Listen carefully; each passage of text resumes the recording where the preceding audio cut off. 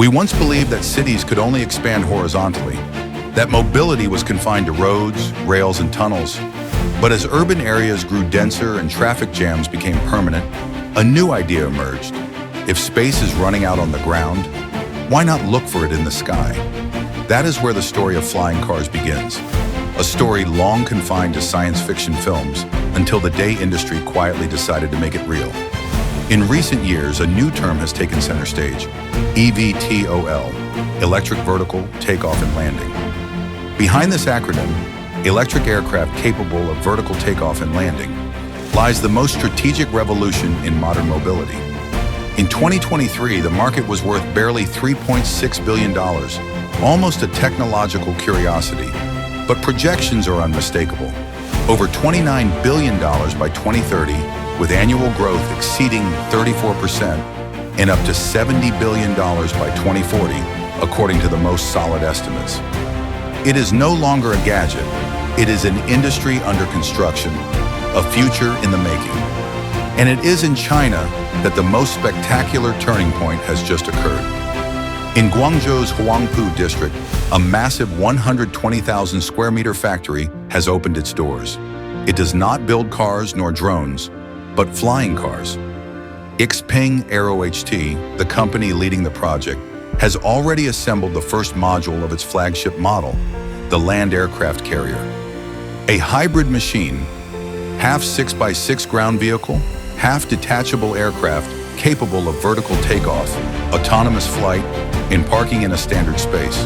The factory can produce 10,000 modules per year, and at full capacity, one aircraft rolls off the line every 30 minutes. More than 5,000 orders have already been placed. First deliveries are expected in 2026. Science fiction suddenly has found its assembly plant, but Xpeng is not alone. Still in China, EHang has set a global precedent. Its EH216S became in 2023 the world's first certified autonomous eVTOL. Type certificate, production certificate, airworthiness approval, operator license, everything is now in place. The result, the first commercial routes are already scheduled. In Shanghai, a 12-minute flight could cost around $30, compared to more than an hour by car. China is no longer testing, it is deploying. Meanwhile, in the United States, the strategy takes another form. Joby Aviation, one of the most advanced players, is working hand-in-hand with Delta Airlines. The goal? Connect downtown areas with the airports of New York and Los Angeles. Delta has already invested $60 million, with an option that could rise to $200 million. In Brazil, Embraer is pushing its subsidiary Eve Air Mobility, whose eVTOL plan for 2027 has already received hundreds of pre-orders, including from major airlines. America is building an urban air mobility ecosystem even before the first taxis take off. In Europe, the story is different. The continent innovates, imagines, experiments, but moves more slowly. Volocopter dreamed of flying over Paris during the 2024 Olympic Games. The engines were not certified in time. Flights were canceled. Europe is progressing, but with a regulatory caution that says much about its priorities. Safety, public acceptance, noise, sovereignty. The European sky will open, but not at any cost. So what does this aerial battle tell us? It tells of a new geography of power. Because making vehicles fly in cities requires far more than building machines.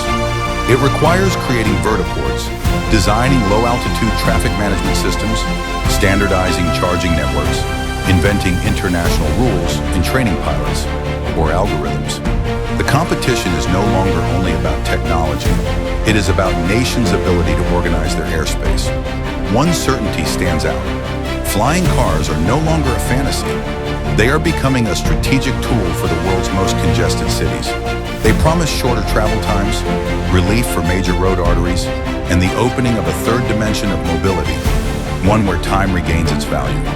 There are still obstacles to overcome: safety, regulation, cost, public acceptance, but the trajectory is set. One day when we look up, we may no longer see only airplanes, but taxis, shuttles, modular vehicles gliding above the rooftops like a new layer of the city. From now on, the story is written at altitude.